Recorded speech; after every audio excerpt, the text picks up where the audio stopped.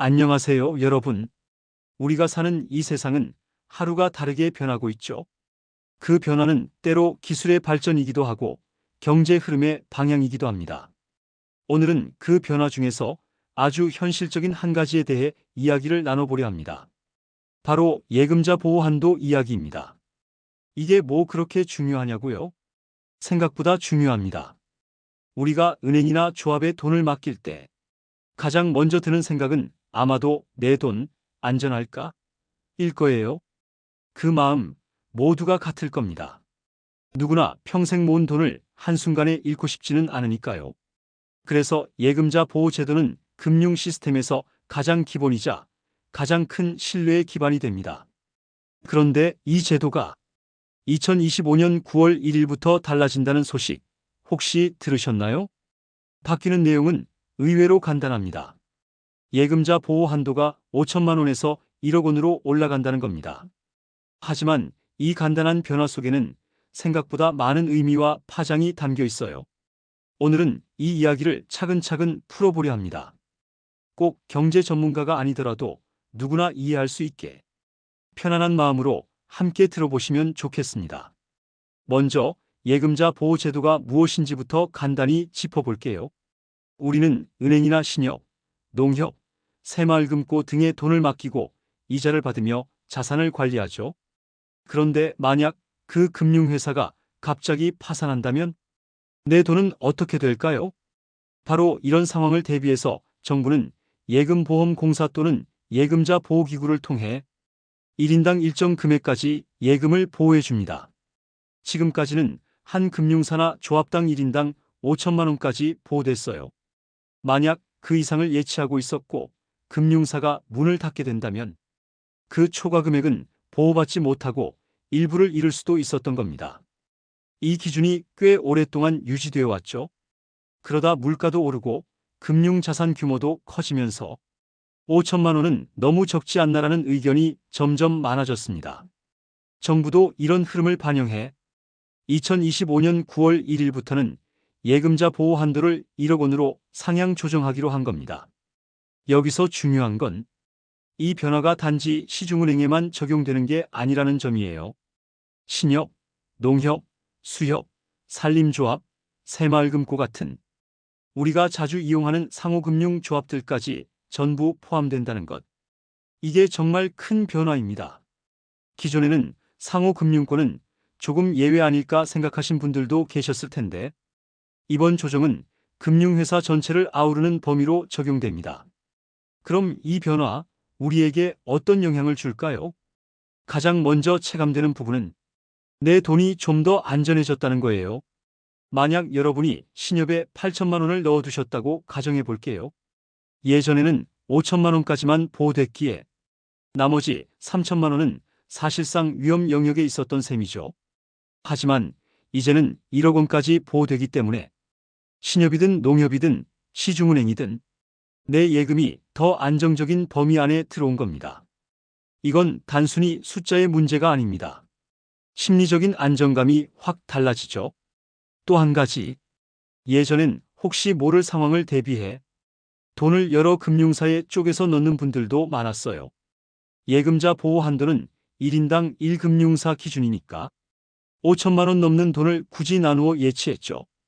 그런데 이제는 1억 원까지 보호받게 되면서 그런 번거로움이 조금은 줄어들 수 있어요. 예금 분산이 꼭 나쁜 건 아니지만 어디에 얼마를 넣었는지 계속 신경 써야 하거나 쓸데없이 금융 계좌만 늘어나게 되는 문제도 있었잖아요. 이번 조정으로 그런 복잡함이 조금은 해소될 수 있을 듯합니다. 여기까지 보면 참 좋은 이야기 같죠? 물론 장점은 분명히 존재합니다.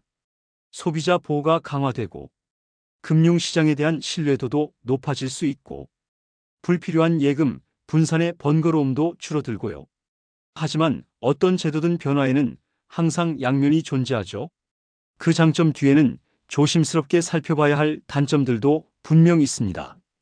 우선 예금을 보호해 준다는 건 누군가가 그 비용을 부담한다는 뜻이기도 해요. 금융사들은 예금보험공사에 일정한 보험료를 납부하고 그 돈이 모여 예금자 보호에 사용되는 건데요. 이 한도가 올라가면 금융사 입장에서는 보험료 부담도 커질 수밖에 없습니다. 결국 그 부담이 간접적으로는 금융상품의 금리나 수수료에 영향을 미칠 가능성도 생길 수 있어요. 그리고 또 하나는 자금 쏠림 현상이에요. 예금자 보호 한도가 높아지면 사람들은 상대적으로 더 큰 금액을 한 금융사에 몰아서 넣을 수 있게 됩니다. 그런데 이렇게 되면 안정적이고 규모가 큰 금융사로 돈이 몰리고 작은 금융사는 상대적으로 예금 유치가 어려워질 수도 있어요.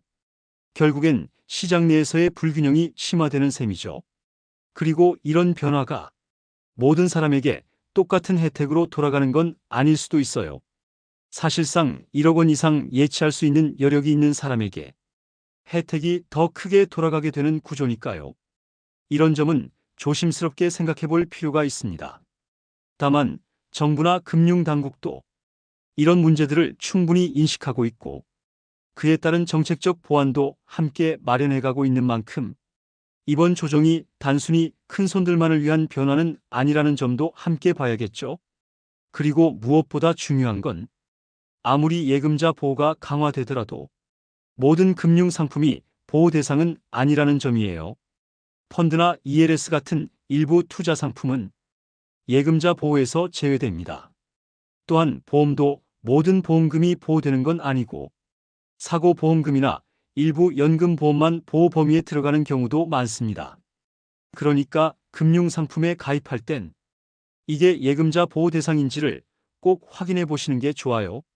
사람들이 돈을 잃을 때 가장 안타까운 순간은 보호되는 줄 알고 안심했는데 막상 해당되지 않았을 때거든요. 우리 돈을 지키는 건 제도만이 아니라 우리가 직접 챙기는 작은 확인과 주의이기도 합니다. 정리해보면 예금자 보호 한도 상향은 시대의 흐름에 맞춘 조정이라고 볼 수 있어요. 소비자 입장에선 조금 더 든든하고 조금 더 편안한 마음으로 금융생활을 할 수 있게 되는 변화이고요. 하지만 한편으로는 금융사들의 책임도 늘어나고 금융시장 내에서 새로운 균형을 찾아야 하는 숙제도 함께 주어지는 셈이죠. 그래도 우리가 기억해야 할 건 이런 변화들이 궁극적으로는 금융에 대한 신뢰를 높이기 위한 발걸음이라는 겁니다. 내가 모은 돈, 내가 땀 흘려 만든 자산, 그 가치가 안전하게 지켜지고 혹시 모를 위기 속에서도 보호받을 수 있다는 믿음이 있다면 그 자체로 큰 위로이자 힘이 될 수 있으니까요. 앞으로도 금융제도는 계속해서 바뀌어 갈 겁니다. 그 변화 속에서 우리가 꼭 지켜야 할 것들을 잊지 않도록 이런 정보들을 함께 나누는 시간 자주 가지면 좋겠습니다. 오늘도 들어주셔서 고맙습니다. 여러분의 소중한 예금 더 단단하게 지켜지길 바랍니다.